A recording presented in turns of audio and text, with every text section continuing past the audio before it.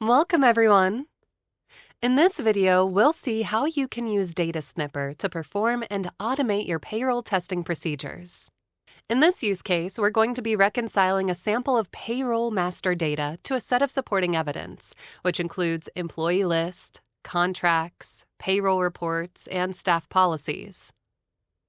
In our Excel workbook, we have a table to document our testing, as well as our imported supporting documentation sorted into folders. To start our testing, we'll first use DataSnipper to extract the salary grade for each employee in the sample from the employee list.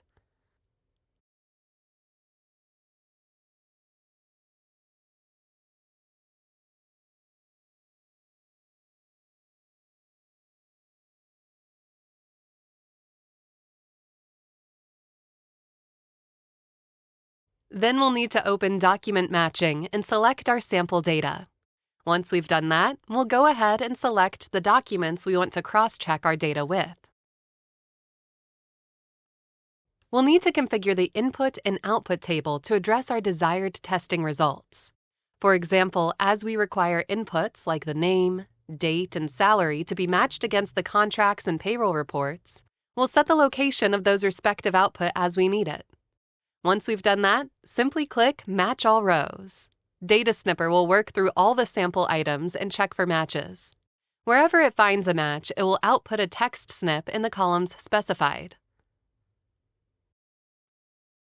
As you go through your matches, use the validation and exception snips to validate or flag the accuracy checks around the employee grade and date checks.